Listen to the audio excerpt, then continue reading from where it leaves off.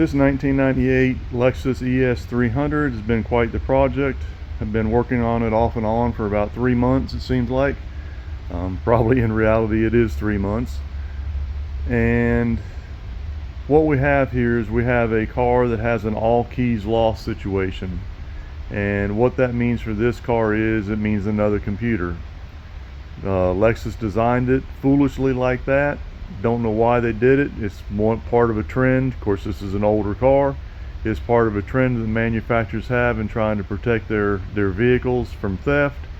And all it does is cost the end user a ton of money in the long run. But that's a different story, and we'll probably get more discussions like that later on. But for right now, like I said, this is an all keys lost situation. They only had one, the customer was down to only having one key and they lost it. The way that the computer for the engine is designed, you can add keys to it after it leaves the factory as long as you have a master key. And you can add, I think, up to 8 keys. But if you lose all your keys, you have no master, the only solution that Lexus had provided was to put a new computer in it. The new computer would come with open registry on it, and you simply install it in the car, install your working keys. You have to have a minimum of 2. They really want you to have 3, so you have 2 masters and a valet key. But the problem is, this is a 1998 car and this is 2024, and there are no new computers available. And what the aftermarket, in particular locksmiths, have learned is that you can go in there and wipe the registry for the transponders in the computer and clear it out to where new keys can be learned again. And that's a pretty common practice on the 99 through I think 2003, possibly newer ones. And most locksmiths that get into a little bit of programming work can handle that job without too much trouble, because I think that goes mostly through the OBD2 port. This particular year can only be done by going in and reading, I think it's the K900 or K600 chip. I'll clear that up in the video.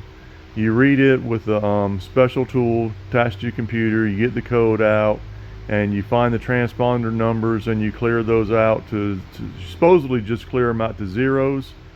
But we had our local locksmith try doing that. The customer originally had another locksmith try doing something, and none of it worked.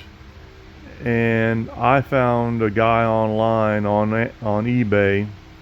I believe I don't know if I'm pronouncing it right or not, but it's Vector Automotive or Vector Auto, and they're on eBay, and they provide a service where you send them the computer, and they will not only clear the transponder codes, but they will actually learn and supply new transponders and new keys that are not cut for your vehicle. I talked to the guy a couple times through email and felt pretty confident in what he could do. So I went ahead and sent the 2 computers that I had there, and he programmed them, sent them back. The whole process, we sent it out on a Monday. He got it on a Thursday. He shipped it out on Friday, and then I wound up getting it on, what was it? I believe I got it on either Tuesday or Wednesday of the next week. It came pretty quick. So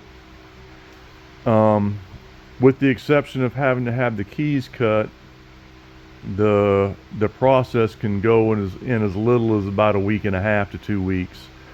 It's not the most ideal thing, but it does work. And I'm going to be showing you video of me putting the computer in, taking the computer out, switching keys, switching lock cylinders. I wound up having 2 computers that I sent off to be reprogrammed with new transponders. I had a spare ignition lock assembly that had new keys provided with it when I bought it online from a company called Pro Steering, I believe. And so I've got 2 complete sets of computers and lock cylinders and keys that can go either in this car at any time, or they can go in another car. They can transfer as a set. Doesn't matter which keys I use. I have 2 number 1 keys and 2 number 2 keys, and the keys will crank either car. I asked for that to specifically be done, and the programmer obliged me on that. And like I said, what we have here is a 1998 ES300 Toyota Camry. Would be the same basic vehicle. And I'm hoping, I've left the battery connected. I'm hoping that this thing will actually crank up like it's supposed to. I have the key in the ignition, no blinking light. And it still cranks up and runs, so hallelujah. I think that's kind of an interesting shot. We have a second computer, a second ignition lock cylinder with 2 keys, and the original owner's manual of this car. If I pan up, you'll see that the original lock cylinder and new keys are over there. And if we look in there, we can see we got a computer in there too. So I don't know if the customer will elect to buy the spares from me to where he has replacement parts going into the future, or if he'll decline and I'll just put these on eBay and sell them off for what I got in them. But I guess we'll find out here in a few days or a few weeks.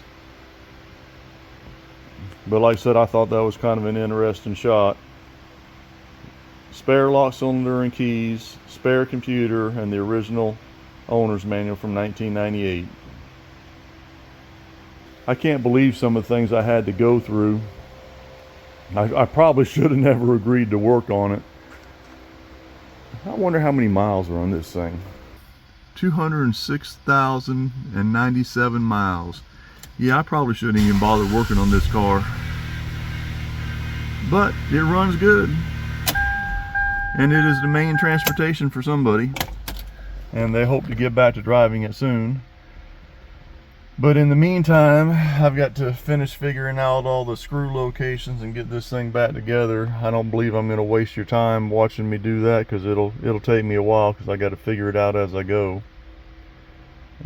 If you want to see stuff like that, I'd be more than happy to provide it, but I need feedback from y'all to let me know what you want me to do, or what you want to see.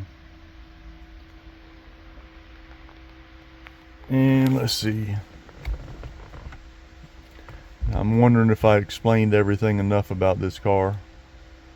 I went over the fact that if you have an all keys lost situation, you have to, the original plan from Lexus was you had to replace the computer and learn new keys to the new computer. It's sent with open registry and does it pretty easily. They are no longer provided because this is a 26-year-old car.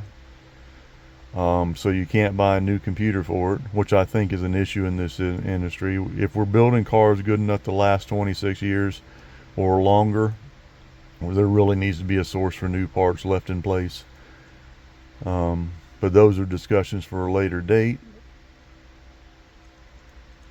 And the current option is you can take your computer that was working with your old keys out. You can either find a local locksmith, or you can go online to Vector Automotive and send it to them, and they will program new transponders and send you blank keys to have cut to where you can get your car up and running.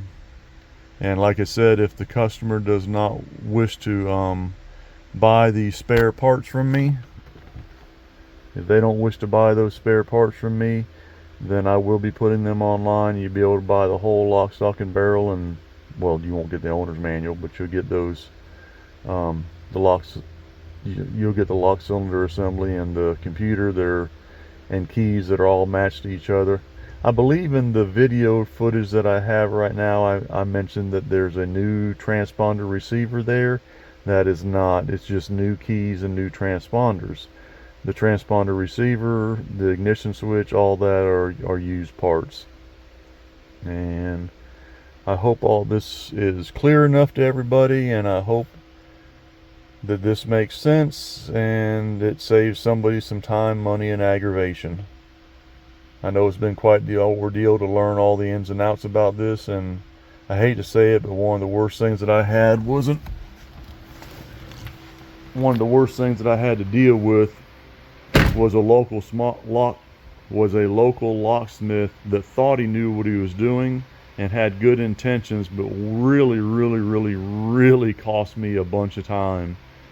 I hate to think of all the time that I lost because of it, but I would guess that we lost somewhere between 4 and 8 weeks, with things happening in between that has turned into, like I said, about a 3-month ordeal. And it really set a bad tone for this repair. And I'm not mad at him, but all he had to do was say, hey, I don't think I can do it. And the real kicker of this whole thing is the last day he was here and we were working on it together, we were going over everything, he looked at me and he said, you know, Steve, I've only had 3 vehicles, and this is the third one since I've been doing this that have beat me. I said, oh really? What were they? He said they were all the same vehicle. Why didn't you tell me that 2 months ago? I don't know how important any of this would be to anybody, but I'm going to be gluing these transponder chips in these little holders. And what I like to do, put a little drop of glue over there, and then use a little screwdriver.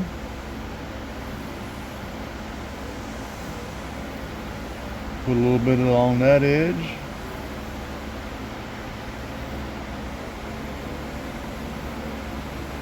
And along that edge. And hopefully set it back in there.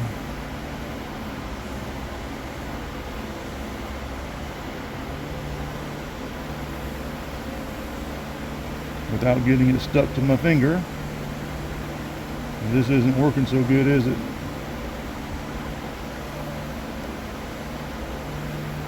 I don't know how, but somehow I managed to get it in there. Hopefully it stays. That goes to key number 1. I don't really think that's super important, but I'm keeping them separate just in case. And we're going to put a little bit of glue on there. I just find using a screwdriver like this tip is just the easier way to get a finer amount of glue on there. Because if you get too much, it wants to walk around and not cure out right. Let's see if we get this one right. Yep, that one looks pretty good.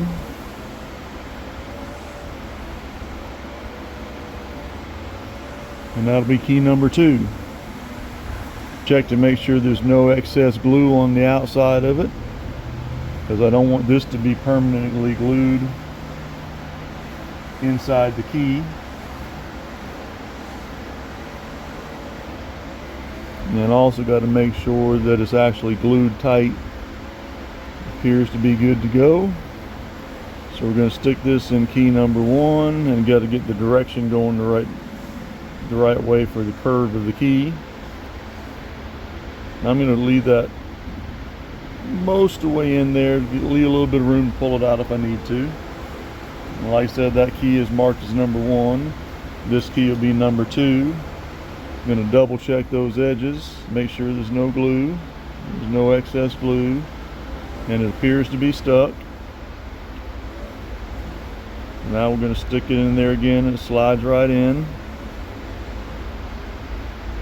And I've got it in there far enough to be retained, and after I've cranked the car up and know that there's no problem, I'll go ahead and finish pushing them in there permanently. I'm going to wipe this little bit of glue off my paper.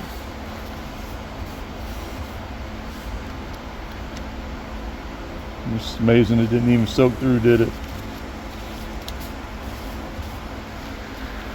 Now I have 2 keys. In fact, I'm going to write number 2 on that key, just in case the tape falls off of number 1. Sorry about all the noise. Got fans on because it's hot. Somebody's outside weed eating, so it makes it a little bit extra noisy in here. So that's going to be key number 2.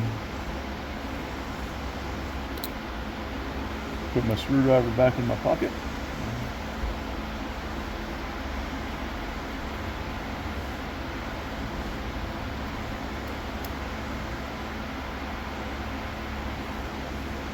And now we're going to move over here so you can see what I got going on here. Let's see how we're going to do this.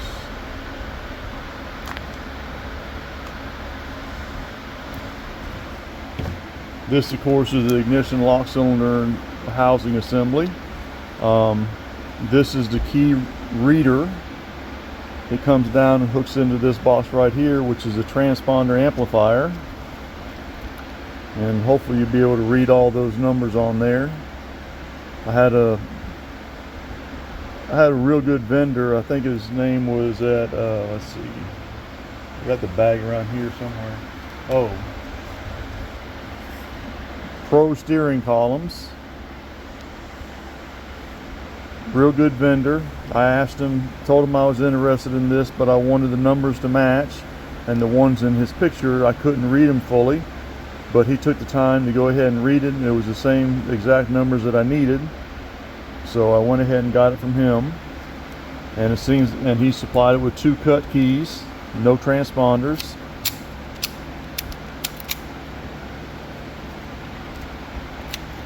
Because you're supposed to take your transponders out and switch them. But we didn't have transponders to switch because we had an all keys lost situation. Now, something else you need to know, this right here is the connector for the transponder amplifier. This is for the ignition switch, and this is for the key in ignition switch. There's a separate switch down here that tells the computer that the key has been put in the ignition, and that's pretty critical because that's part of the learn procedure. If you're going to learn new keys on the car, you have to have that function working or it will not program. I learned that early on, and I double checked that, and it worked just fine. So now what I got to do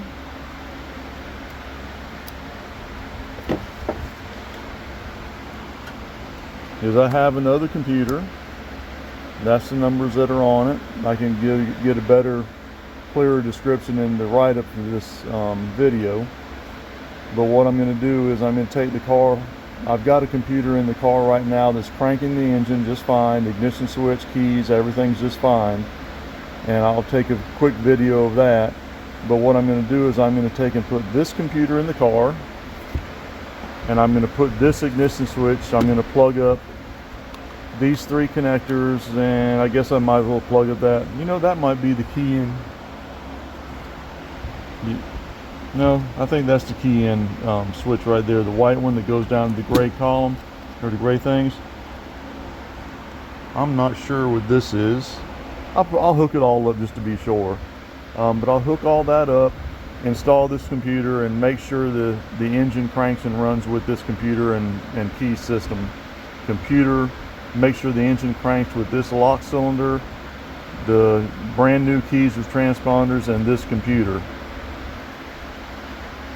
And if it does, I'm going to be putting this online for y'all to buy if you want to. If you run into that you've got an all keys lost situation and you're not sure what's going on, just replace it all and be done with it.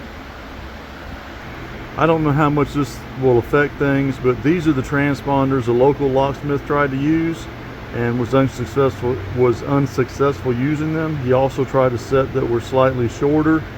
My guess is that these are not compatible with the 1998 year model. I'm going to try to get up with the guy that reprogrammed the computers for me and ask him if this is true or not. Sparky out. First things first, I'm going to hook the battery up. And then I'm going to go in here and make sure this turkey still cranks up. With that computer installed, this lock cylinder, We got lights flashing.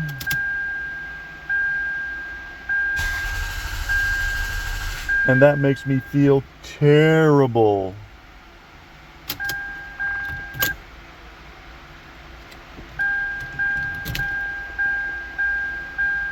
Okay, whew. I guess it was a key learn thing. Oh my goodness gracious. That about gave me a heart attack.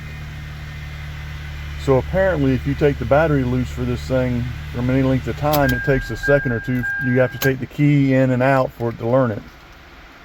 So we have a key light flashing situation. I'm about to stick the second key in there. Let's see, it's actually, yeah, it's marked number 2. I stuck it in there and it's out. So that means it'll crank when we... Whew, very glad to see all that. And I'm going to go back to number 1. Cranks just fine. Now I'm almost scared to do this, but I'm going to take and disconnect the battery again.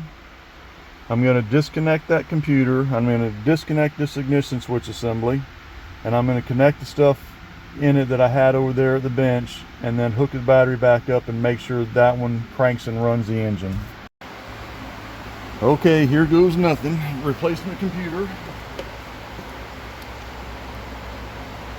Battery's been disconnected for a minute or so.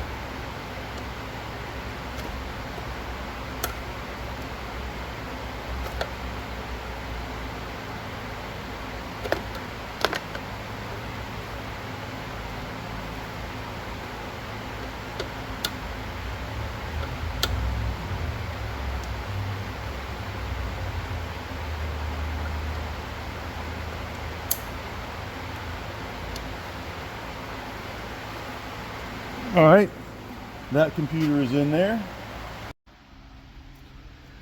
I don't know how well this is going to work out. I took one video or took one take, and there's so much fan noise in there I thought you wouldn't be able to hear anything. So we're going to try this again.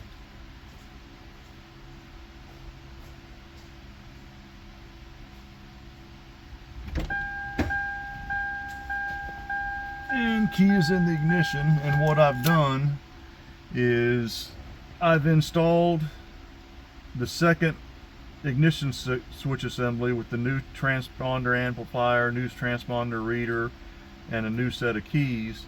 And you'll notice that the security light is blinking, and as soon as I turn the key in, put the key in, it should go out. It does, and it cranks just fine. Go back to the other key.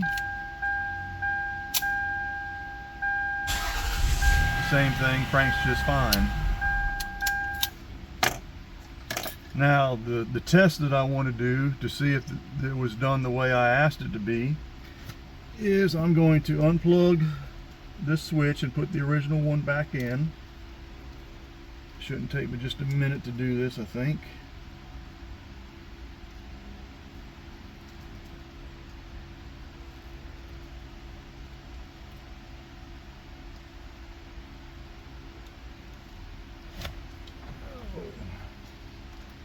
Let's see here.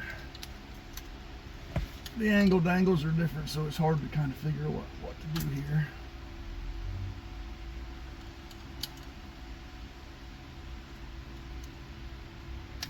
All right. Now, we're hooking the original ignition switch back up with all the little connectors.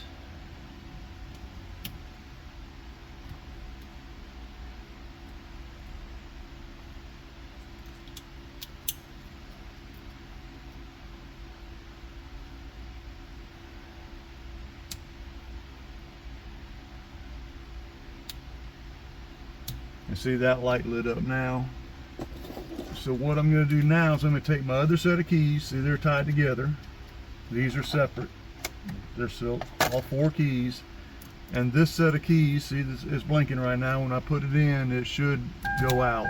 And it does. And it cranks it just fine. So if I wanted to, if it was my car, and I was afraid some of this stuff was going to break, I could realistically keep all these spare parts, and say if this lock cylinder goes bad or the key goes bad or some nonsense like that, I could change this all out and use these keys on the other lock cylinder without having to change the computer, and vice versa. If I wanted to, if that computer crapped out, I've got a spare that's already programmed to these keys and both sets of tumblers, so we can go back and forth if we want. It makes it very convenient if you want to keep this car on the road for a long time. Now I'm going to try the other key. Cranks just fine. And something that you'll notice, you see the lights blinking again. This is a key, but it will not turn the ignition. But when I stick it in, the light goes out because it's programmed to that computer.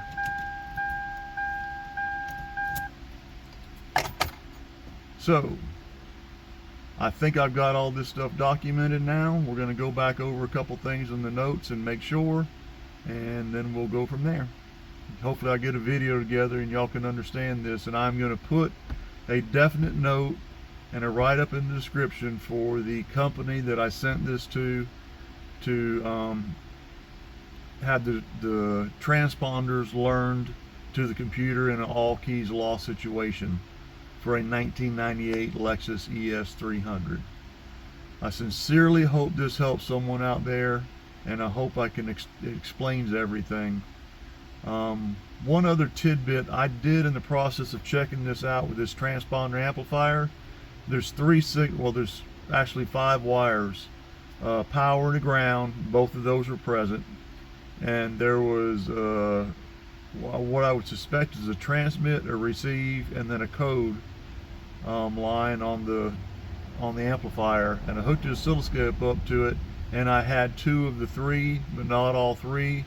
Did a continuity test from the transponder amplifier plug, which is this one right here, to the PCM, and there was no problem with the wiring. It was all good. Did a drag test on the terminals to make sure they were good. It was just fine. So it came down to it had to be something in the computer. Computers are no longer available new for this thing, and your only option is to have a used computer that's good and have it cleared of the transponder codes and learn new ones. And like I said, I will be putting the guy's name or his company name in the description of this video. And I hate to say it, I would tell you it right now, but I can't quite remember the name. I may look at the box and see if I can see anything.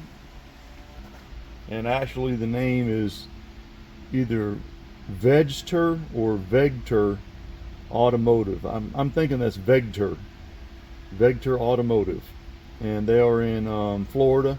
Said I sent both computers down there, and they sent the computers back programmed with new transponders, and they actually sent new keys too. They sent 4 new keys with the transponder holders. They are not cut. I'm going to give these to my local locksmiths. Well, what I got to do now is make sure I don't get run over by cops out there. But in the process of my locksmith working on this, 2 screws have been lost. But like I said, in the process of this being worked on, 2 of the screws have been lost, so I have to come up with 2 screws somewhere along the way and make sure everything is tight before I put it all together, and I have to put the brackets back on it so I can mount it in the car properly.